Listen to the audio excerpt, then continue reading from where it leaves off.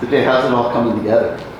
It's coming together good. You know, the thing about just this time of the year, you're in that kind of, I want to call it a sweet spot, but I guess it's a sweet spot of you're tired of seeing each other. You need to see somebody else. So that's kind of where we are right now. But I like how we're progressing. I like where we're headed to going into the first game, going into November 3rd. So we're moving along.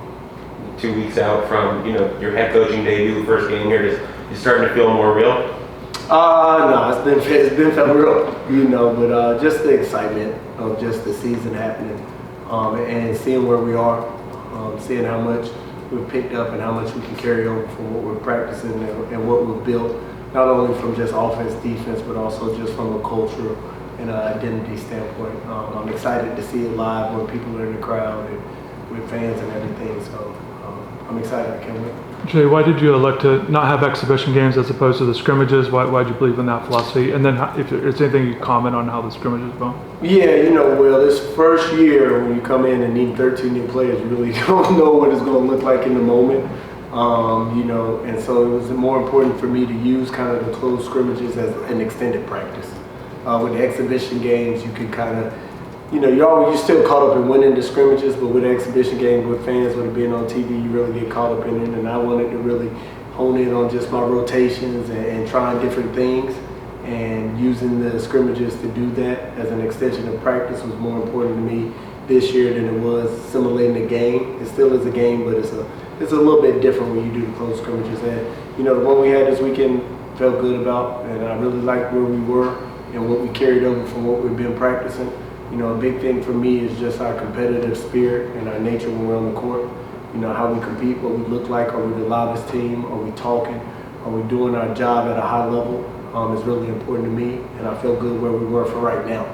Now, are we where we need to be for November 3rd? Not anywhere close. But for October 18th or whatever it was, I felt we were pretty good. What were the things that you liked in these scrimmages? The one thing with our size and our athleticism, just picking up the tempo, the style of play, and how we can get out and run and transition. Being able to score early in the shot clock is a big key and something we've preached the whole time. And then just also the rebounding. The rebounding both on the offensive end but also defensively. Winning the boards, winning the turnover battle, winning the free throw battle. So we were able to do that, so I felt good about it. What individuals are jumping out at you right now? Every day it's been somebody different, but I think our most consistent people, Trey Donaldson, has been really consistent, and him this Saturday played really good, just controlling the team. His assist to turnover rate was what you wanted to be as a guard, so that was really important to me just to kind of see him against other people. Sheldon Henderson as a freshman has really performed really well. Just his ability to do multiple things and show his versatility at his age and put him in different spots in different positions. His approach and carrying that over has been really good. Also another one that's been good is Dante Allen. He's kind of a guy that is a utility guard. I like to call him. He can play all three positions, but his impact on winning is felt. And you can see it right away once he gets on the court. And then, just everybody accepting their role. The team has done a good job with that, but those three guys have kind of stood out and really separated themselves. It's more of a two-part for you. One, Shelton dunked on somebody that they saw at least the photos that came out. Was it in transition or was it in the half-court set? It was in a half-court set. It was after an offensive rebound from a free throw. It was a rotation play, and he saw the lane and he took it. We have that kind of size and that kind of athleticism. And for him to just have that aggressiveness to go do what we practice. Part of what we do every day is finishing. And now, usually it's not dunks, but just through contact and stuff like that. But, that's just where the talent kicks in and he's able to be who he is. You were obviously, around plenty of high-profile recruits when you were at Duke. When that comes in with Shelton's, the height and around 5-star prospect and everything, how do you manage that? Obviously, he probably has high expectations for himself. Yeah. Fans have high expectations. How do you, just, help him do typical freshman things like integrating into a roster, into a college roster, and, the college play style, and while, there's all that kind of outside stuff? Yeah, the first thing is just holding them accountable to the level and the standard. And, a big thing for me and our staff is making sure we give them ownership of their development and making sure it's collaborative. So when he says what he wants to do or what he wants out of it, we can hold him accountable to that. I think that's the best way of doing it. And then part of the reason I have my staff and the way I do it is to make sure we have daily vitamins, as I like to call it. Part of that is film. Part of that is skill development on the court, and then off the court, the relationship piece. So being around people like him and having experience with freshmen who have high expectations and have dreams of wanting to get there, but just getting him to understand that it's a process. And it got to take it one day at a time, and he's going to have good games, he's going to have bad games. But, the bad games, it's not the end of the world, and the good games, you're not going to be gone tomorrow. You know what I mean? You're not going to be the first pick tomorrow. So just having them understanding that and keeping everything in perspective, I think is big for him. Jay, How are the bigs coming? I mean, you've got some pretty good size Yeah. inside. How are they developing? Yeah, they're developing well. Ernest, of course, has had a lot of experience with everything he's done. Malik is another guy who has a lot of experience, and we'll kind of play them together and can play Malik and Solly. And we have a bunch of versatility, especially in our bigs, where we can come in different lineups in different ways. So they're all developing, and I think Solly, who came from Turkey, has done, and of course, he's 19, so he's going to make a jump. But he's done the best job of just continuing to develop. Like Ernest and Malik, getting what we're kind of expecting. We got to tweak and tune some things, but Solly is developing at a high rate. Jay, just defensively, you've talked about that quite a bit. How's it, if you can kind of progress update there with where the guys are, and also maybe your philosophy on what you need to have a good defensive team, like must-haves, guarding the ball at the point, perimeter stuff, the back end with Ernest. I'm just, if you kind of share that, that'd be good. Yeah, I built this team with defense in mind. So that's going to be kind of where we hang our at. That's kind of going to be how we win games.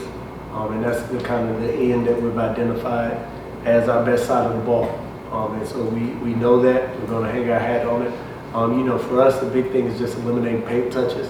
When the ball gets in the paint, only bad things can happen. That's where you get fouls. That's where you get threes. And also that's where the points in the paint start to kill you too. And so eliminating paint touches is a big key. Deflection, having a high deflection rate is big for us, as well as a high contest rate. So if we can eliminate paint touches, and I like to say, our main goal is a non-contested paint two. If we can get that every time on defense and get a rebound and limit them to one possession, it's a win. Maybe converse offensively. I was just curious how it looks, perimeter shooting. Just what your thoughts are on that with the team that you have envisioned. I think we'll surprise a lot of people with our shooting. I know on paper you can look at us and maybe not think we're the best shooting team, but our style of play and the way we want to play, and I think a big part of why we'll be a good shooting team is our shot selection. We're not going to be a team that just comes down and jack a bunch of threes and play that way. We'll have a great shot selection that will make our percentages high and play in the right way. I think will be a big key of getting quality threes and then being able to make them. Bringing 13 guys together the way you have is obviously incredibly difficult, but now that you've had them for a while and you're through with a month or so of hardcore practices, do you feel pretty good, like you might if a year or two from now when you have guys returning? Yeah. I think we have a good core and a good foundation. But the hard part about this day and age is you can never really just stamp guys as coming back. We'll create an environment where we have great relationships, and there'll be a place where they'll develop, and there's some things that we feel they can't get anywhere else that will create a culture of them wanting to come back, but we also know it's not a guarantee. But of course we would love to build it from within. I think that's the kind of way that you stay ahead of the curve instead of having to get 10 or 8 new guys every year, where you can get a core group that you feel can get back a good 5 or 6, and then get 2 or 3 freshmen, 2 or 3 transfers, and then just kind of build it that way. It would be how I want to do it. And we have the right guys in the building. We have great kids. I'm very pleased with how the staff kind of helped construct this roster and the people we have in the building. It makes it easy. It makes it exciting to come to practice every day to be able to coach. And also we don't have a low ceiling. We have a high ceiling, which is hard to say this day and age when you get older players and get transfers, but our mix gives us a higher ceiling than most, in my opinion. Do you have a starting rotation in mind already, or are you still ironing that out? I'm still ironing it down. And we're using the scrimmages to kind of figure it out. And I'm throwing a bunch of different lineups out there. When I started Saturday, I may start a whole different group this Saturday. So just getting a feel for who works well together is a big part of it too. You know, one thing I will say is we have great size, so playing to that is part of in my mindset already. So playing to our size and having great positional size adds to our versatility would be the one thing, but I haven't kind of honed in on a starting 5 yet. Anything else for Coach? Yeah, Jay, just your message to recruits. At this 26th cycle, what has it been? What's been the main theme that you and your staff have been talking to these guys about essentially the kind of program you want to have? No, you know, a big thing is just we're going to develop you. I think that's the biggest thing, and that's how my staff is built. I think we'll show that with when we get on the court and also the development throughout the season. I think that's one of the most important things that you can get now in this day and age in college is great development, but also knowing that you have great relationships. From a head coaching perspective, you're going to have somebody who tells you the truth and hold you accountable and hold you to a high standard, but also understands, you know, your process and what you're going through, and understanding it's not one size fits all. It's not cookie cutter. Each person needs something different. I can't coach this guy the same way I coach this person because they're two different people. You know, but at the core, the coaching is the same, but I have to do it what's best for Dante is not what's best for Trey, and understanding that I think is a big part of it. But the development piece, the relationship piece, and then getting them to understand what it means to win. You know, those three things are what we're looking for, but also what we're selling. You know, a big part is just making sure we get people that fit that. Is most important to me and the staff and for my program. We've talked about recruiting in Florida, but it seems like you guys are, you know, looking at prospects all across the country that you've targeted. Can you speak on that and kind of what you're looking at and with across the country? Yeah, this is part of the reason why I took this job and was excited to get this job is because it is a national brand. You know, I understand how big it is in South Florida and also in the state of Florida, but it gives us the ability to go everywhere. You know, we can go to California, we can go to Texas, we can go to New York, New Jersey. We can recruit kids from everywhere. And that's what's exciting about this place and being here. And then part of it is about selling our vision.